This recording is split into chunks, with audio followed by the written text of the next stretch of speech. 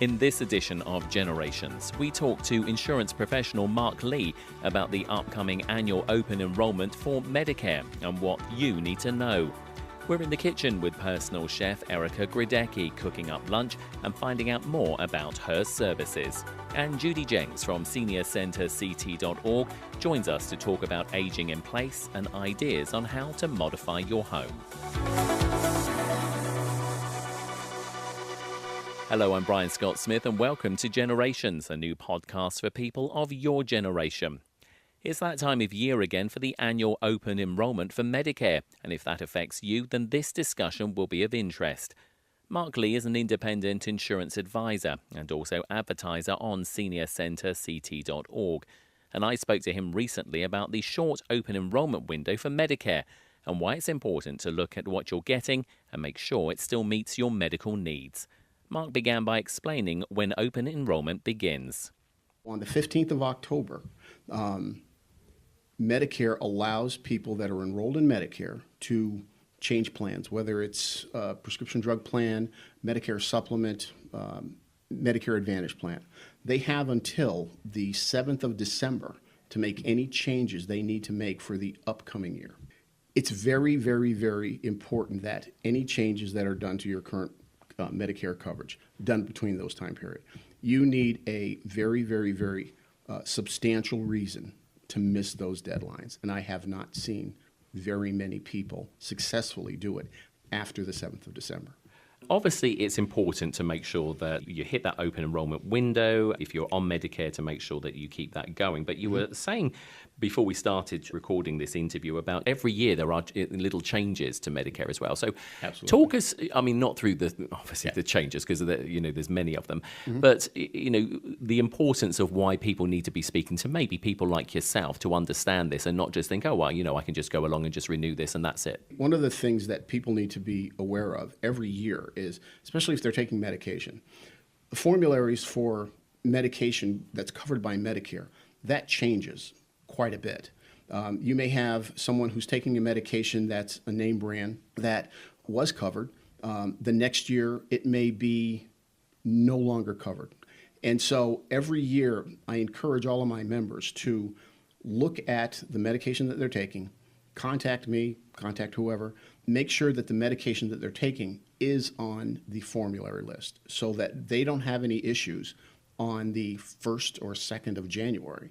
Because if they don't look at their formulary coverage and they say, it's been covered for the past 2 years, I don't have to worry about it. And they go to get a prescription filled, January timeframe, they got a problem. Because potentially Medicare's not going to cover it, whatever sections they've got, they could find themselves out of pocket. Might not be covered by the carrier, might not be covered by Medicare. You always want to change. And I tell people, look, it's been a year since you looked at your coverage. I'm a year older, you're a year older, I've changed. It's highly likely that you've changed somewhat too. So you want to make sure that the changes that you're going through, they match with the changes that Medicare is going through. I don't know if you can answer this question, so I'm not trying to trip you up here, but as you get older, is it also a case of maybe certain parts of Medicare kick out or kick in? Is there anything like that happens as you increase in age? Because there's certain parts to Medicare as well, which some people get, some people don't get. I mean, first of all, Medicare has a number of different parts. There's A, which is your hospitalization. There's B, is your outpatient treatment, your doctors, durable medical equipment. The Medicare Advantage, that's the all-in-one plan. That's known as Medicare Part C. And then there's Medicare Part D, which covers prescription drugs that are covered by Medicare.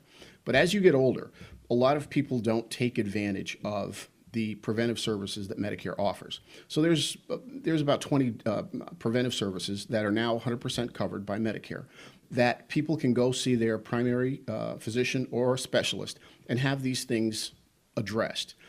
The reason why Medicare went to this format a number of years ago is to encourage people to see their doctors more frequently. So later in life, things that are manifesting don't become something major. And then you're into hospitalization, nursing homes for an extended period of time, could possibly be a lot of out-of-pockets. Talk to us about your organization. What's the advantage of speaking to somebody like yourself, an independent? Most of the independent brokers are representing more than one carrier.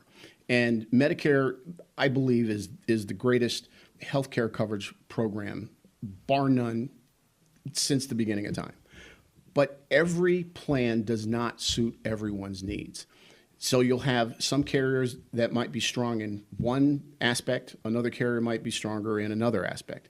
And so if an independent is licensed to represent more than 2 or 3 or 4 carriers, such as myself and many others, we can offer the member an opportunity to select something that's best suited for them, especially with couples.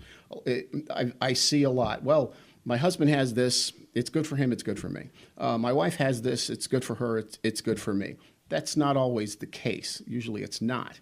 And so by having an independent broker, you can tailor the coverage for the husband, you can tailor the coverage for the wife. It's very much, as we should be doing with all insurance at the end of the day, is shopping around for not necessarily the best deal, but the deal that gives us the best coverage based on our individual circumstances. And that's a great point, because a lot of people, well, I'm going to get the best deal.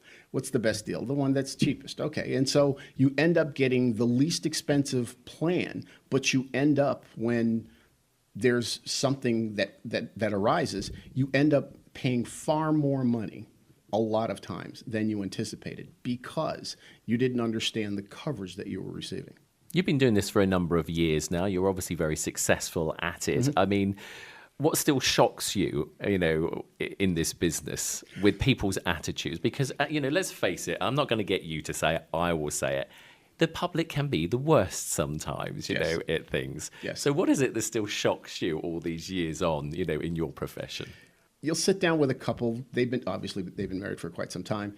They're in their 70s. The wife wants coverage because she pays attention to this stuff.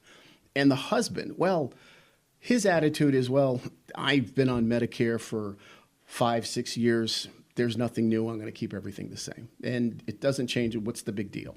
I'm just amazed because, and this has happened in the past, I'll get a call from the wife.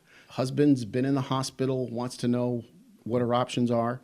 It still amazes me. Now, getting back to obviously the very tight window of opportunity that people have to deal with this, October the 15th is when the open enrollment window starts. We've said that. Can people come to you before then to discuss this, or do they have to wait until the 15th to talk to not just you but anybody about obviously changes they want to make to their open enrollment Medicare? Just explain that to us. Most of us brokers, we will contact our existing clients before annual enrollment comes around. You can talk about things. You can make suggestions. You can't take applications.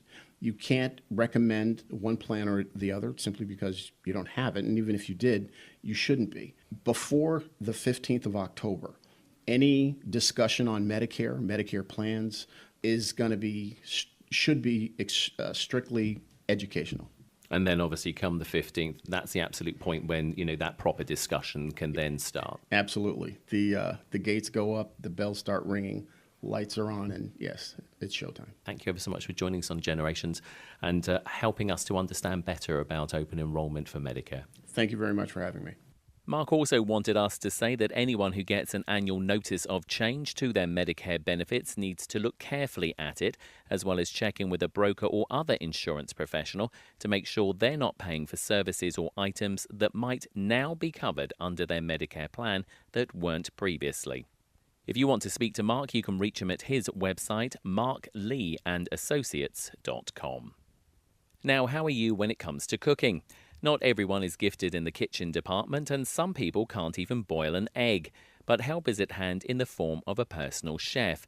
And no, you don't have to be a millionaire or TV celebrity to have one to help you with food preparation and balanced nutrition.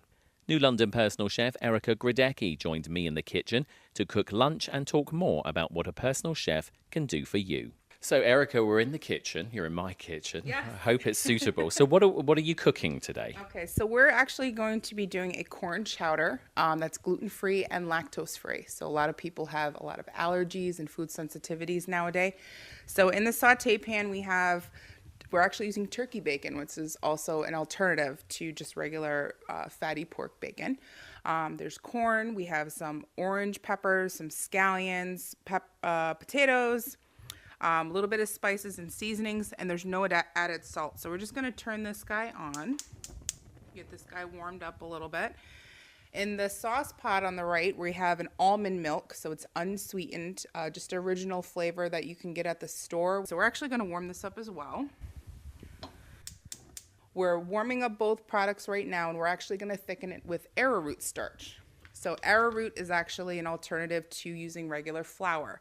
Nowadays, back then it used to be from the actual arrowroot plant itself, but for the most part, a lot of people are using arrowroot derived from yucca plant, which is also called cassava. So it's basically just grounded up. It's just a plant root. So it's a very good thickening agent. It's plant-based, which a lot of people are gearing towards as well for the health and wellness. I'm gonna eyeball it. We're gonna just do probably about a 1/4 cup of arrowroot. We're gonna add some cold water and just whisk it together and make it a slurry.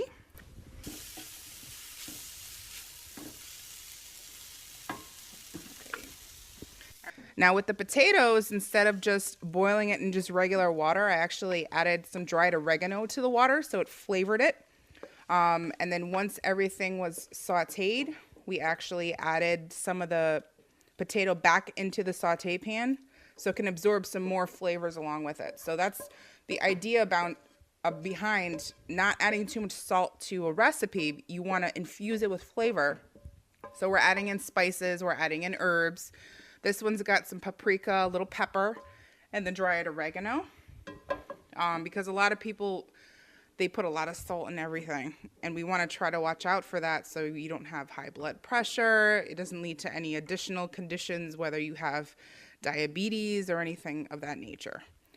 And a lot of times you see it in the senior population, but you also see it in younger generations now because everything is salt or sugar that's laden in it. So we try to kind of avoid that as much as possible. You can see around the edge there's starting to be a little bit of bubbles. So that means we're at the boiling point of it. Nice and hot. You can see a little bit of a froth.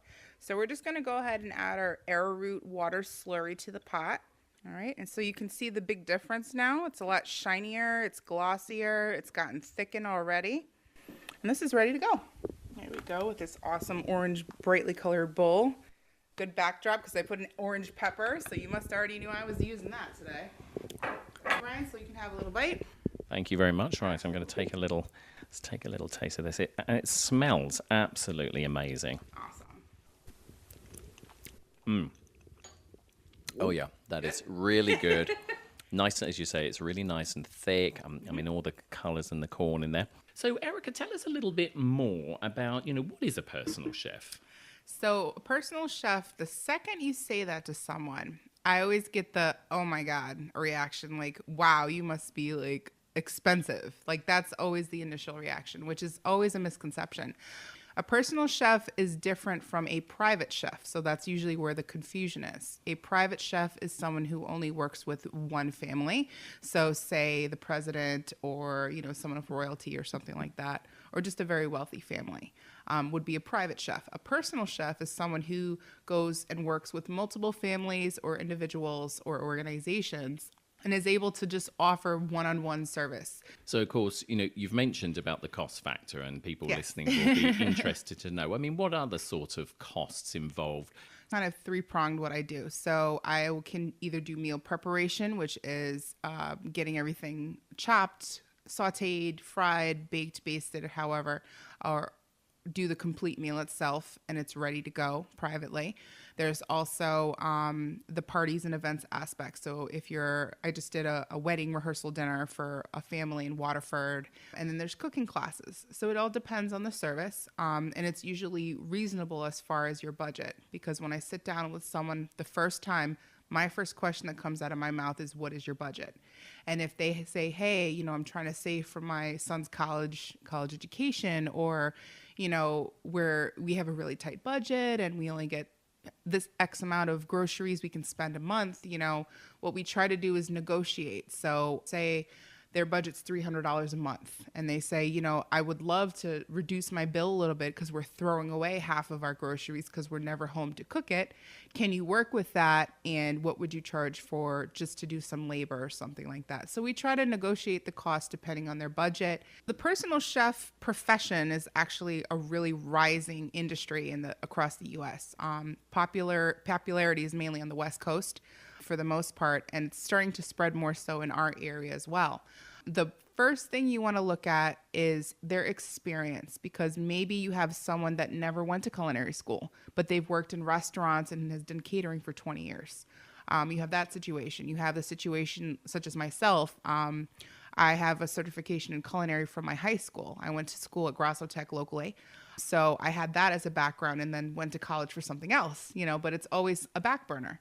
The other thing, like you mentioned, it's very important to know that they're insured. You're going into someone's home.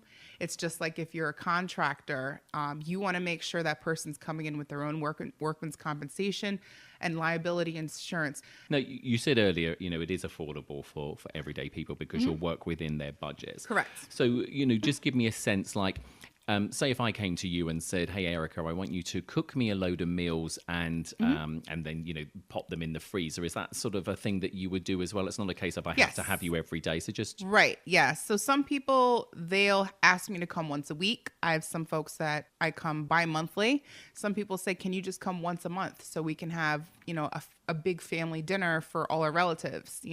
So it's all depending on what you want and the frequency. And then we just adjust budget, like I said, based on that. So how do you compare to these really rising food services? As far as like the HelloFresh and Purple Carrot are booming all over the nation because it's making people go into the kitchen and work together with their family or their children or their loved one to actually do the work. I guess the difference would be is I'm a face. I'm someone you can talk to if you have a question. If you say, "Hey, I want to, saute these carrots. What can I add to it?" Versus digitally, calling someone or going on the computer and sending a message and getting an email back. Say somebody's got a personal trainer or they've got a dietitian. Right. Would you work with those other people as part of a holistic approach to, their food? Yes. A few months ago, we haven't met in person, but we've been communicating. There's a woman in the community who's a licensed social worker who actually specializes in eating disorders. So she explained to me the importance of having a team. So she knows someone who's a nutritionist. She's a social worker. They have their doctor. Then they have their client who maybe they have a bulimia as a condition, or, maybe they have another type of condition. Maybe they have diabetes and they want to control that. So what they try to do is bring a team of people together to work interchangeably between the professionals so that that person gets their emotional, their spiritual, their physical, as well as their appetite satisfied, I guess you could say. Having somebody like you, does it make it easier for people to make sure they're getting the food that isn't going to cause them problems? Because it's so difficult, even the most intelligent person can go into a supermarket and trying to read what is in something that's pre-made. Right. Is quite a task. So, Yes. So does this make it easier for people, having somebody like you? So along with budget, the next question is always, do you have any food allergies or food sensitivities? And we usually try to document that. And if anything new arises, I'm usually told what that would be. So a lot of times if you have, for example, a family of 4, you have two parents and a son and a daughter. Maybe the daughter has diverticulitis or some kind of condition where she cannot eat certain foods or she'll end up in the hospital. So those types of issues I actually will research. I do a lot of homework on what they can and cannot eat. A lot of times I'll bring them a list or educate them on what I've learned. I suppose also, in a way, you must inspire people because we can all get stuck in a bit of a rut when it comes to our food and Right. end up, just maybe eating the same thing or Right. a very slight variation. So you're the inspiration to help us explore our food. I try to, yeah. I teach a lot of cooking classes locally. So whether it's a senior center or a community center, adult education program, or even a private lesson, that's the most common question. I eat the same thing every day. I eat a sandwich every day for work. I eat steak and potatoes every day for dinner, and I don't know what to vary, and I'm picky on top of that. So how can I change that? So the sense is to have an open mind, to be able to absorb new information and new flavors and smells so that you can be able to expand your palate in general. Chef Erika, ever so many thanks. It's been a pleasure talking to you, and we look forward to more of your delicious recipes. Awesome. Thank you so much. And if you want more details about Erika's services, then you can contact her by phone on 860-694-9136. Joining me as usual on Generations is Judy Jencks of seniorcenterct.org. Judy, lovely to see you as always. And it's always wonderful to see you. Thank you very much. Now, we're talking about aging in place and home renovations. So talk to us about this. Okay, let's start with what is aging in place. It's a term used to describe a person living in the residence of their choice for as long as they're able as they age. This includes being able to have any services and supports they need, as well as having the home suitable to stay in place. So this doesn't necessarily have to be your home, but it's, as you say, it's a place that you call home, sort of effectively. Yes. Well, some people might decide, I live in this big house, I don't want to be here, or the bedrooms are upstairs, it's going to be too hard, so we're going to go to a condo. Some people decide they're going to go to elderly housing. Some people want to move closer to their kids. And then you might have the family home that will modify in any way so that we can stay. So let's talk a little bit more about that then. There's renovating your home so you can stay there. Oh, what do you need to do? First off, can you get in and out of your house? If you live on the second story, how are you going to get down? How are you going to get your groceries up when you're 20 years older? What do you need to do first? You need to get in and out of your house. Then when you're in your house, you need to be able to stay safe. You need to be able to use things. Can you open the doors? Do you have arthritis? The faucets. And it can be little steps that you can start doing now and do over the next 20 years. So, you're doing, maybe you need to replace your front door for whatever reason. Get the doorknob that you're going to be able to do, get a lever one. Now you can even get ones that you do your thumbprint and you open the door. So, and then look at other things. The bathroom. The bathroom is huge. Do you have a tub that you need to get in and out of to shower? So is it time to put in a walk-in shower, a barrier-free shower? Can you turn the faucets on? Now they have wonderful new things where you don't have two faucets, you just have one lever. So you might want to look at those kinds of things. Do you have steps in your house? Do you have a sunken living room? How are you going to get in and out of that? I think we all are pretty well aware of the lift that takes you up the stairs. Now they've used that same kind of technology and created elevators that you can just put in a corner of a room. Of course, your room upstairs has to align to it, but you can put in that type of elevator. So let's say you live in a raised ranch and you want to stay there, and you do have the right bathroom. You can get in and out of the house, but can you do those 5 stairs? So you might want to do that little chair that scoots up the stairs, or look at one of those elevators. Or do the downstairs, because a lot of times the raised ranch has a garage, and then do the downstairs so that you have almost like an in-law apartment and you can stay there. Then if you need a caregiver, the caregiver can live upstairs, you can live downstairs, and everybody can be happy. It can be grab bars. And grab bars, they used to be super ugly and they were very obvious. Now you could almost use them as towel racks and have them for when you need them. Again, do it when you can afford to do it and when it's convenient. Instead of a crisis has happened, I fell, I broke something, I need to go back home and I can't get in that tub, so they're not going to let me go home. So now I need to put a shower wherever I can get it put in instead of doing it with thoughtful planning. The lighting in today's world is so different than it was 20 years ago, even probably 5 years ago.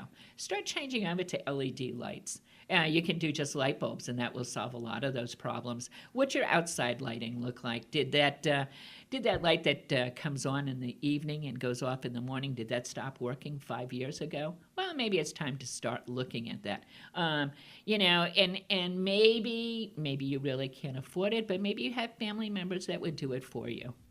You could ask for that as a gift. for the holidays or for your birthday or Mother's Day, Father's Day. Gee, what do you want? Could you get those lights fixed for me? Could you do this for me? Could you do that for me? Security systems. Do you live at the end of a long driveway? Do you live out in the country? As time goes on, would you be more comfortable with the security system? So that might be something you want to look at so you can age in place. This I have to laugh about because scatter rugs. We have them at the doors. We have them in certain places. A lot of people have them in front of the sink. And there's the discussion that once you hit a magic number, you should pick them all up and get rid of them because they're a tripping hazard. My argument to that is, yes, they can be a tripping hazard, but you can trip over that when you're 5. You can trip over it when you're 20. The real issue becomes if you've lived in this home and you've had these things there for years and you're starting to think you're going to trip over them, look at why are you tripping? Do you need to exercise more? Do you need to walk more? Do you have something that you need to talk to the doctor about? So is it the rug needs to be picked up, or do you need to figure out why you might fall? Think about now where that wheelchair ramp might need to be. We put an addition onto our house, and it has a porch, and it was designed in such a way at one end, that's exactly where the ramp is going to go. There's enough lawn there so it can go down and turn, and you're going to be right in the driveway. It makes it a lot easier. Then again, you've had that fall, you've had that crisis, you want to go back home, and now they need to put a ramp in, and nothing's ready, and now it's going to cost a whole lot more because you didn't just have a little bit of landscaping done, so it's going to be better as time goes on. The other thing to look at, and this can be a little harder to do, is the doorway wide enough. We just at my house, we have switched and moved the bathroom because we needed to do some plumbing work anyways. And as we looked at that, the doorway to our present bathroom could not be made any bigger because the chimney was there. So when we decided, if we're going to do half of the bathroom, we might as well do the whole bathroom. We decided to move it to the next room over, where the bathroom has now become a pantry, and we have no problems as far as anybody coming in a wheelchair or us needing a wheelchair or my mother being there and needing it.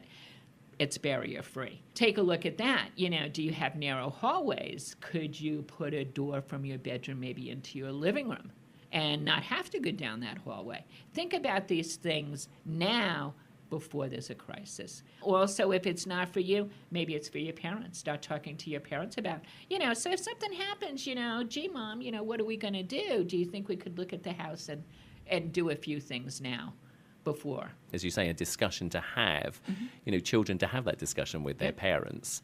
So I think that's a very good point. The other thing I just wanted to pick up on as well, and all these are all great points, is, we always talk about technology. You and I talk about Alexa. You can use the technology as well as part of your future proofing, couldn't you? Yes. Because, they can connect into a lot of things that, maybe you can't reach that light switch in a particular area, and, to change it could be quite costly. But by plugging in some, extra device, you can use things like smart technology. And also the appliances in your kitchen as well. I mean, maybe you think, if you're going to get a new refrigerator, what type of refrigerator is going to make it easier for you to get into? Where do you want the freezer part of it? I mean, it's lots of things that we take for granted. Yeah. But like you said, we do have to start thinking about that as we start to age in place. And like you said about the refrigerator, the freezer on the bottom, for most of us, it's much easier to get things in and out, see what you've got, rather than on the top. And if you end up and you're sitting down, you're in a wheelchair or whatever, you can still use the refrigerator if the freezer's on the bottom. I don't know how you're going to get into it if it's on the top and that ice cream is all the way to the back. You're going to have a hard time. A very good point. The ice cream is important. It is, absolutely. One other thing that I forgot to mention was moving the laundry onto the first floor. How many of us have it in the basement, and then what are you going to do? So that could be a very easy thing to do. It's some pretty simple plumbing. Bring those upstairs, and you're going to find you like doing laundry a whole lot better than going downstairs. You heard it here first on Generations, everybody, that Judy likes doing her laundry. As always, it's a pleasure talking to you, my dear. We'll catch you in the next edition of Generations. Thanks, Judy. Okay, thank you very much. That's all from this edition of Generations. Don't forget to visit seniorcenterct.org to find out what's going on in your neck of the woods. And if you want to send us a topic to talk about or want to be our guest on the podcast, drop us a line by visiting the seniorcenterct.org website. Go to the bottom of the homepage and click the How to Advertise with Us link to get in touch. From myself, Brian Scott Smith, thank you for listening. We'll catch you next time.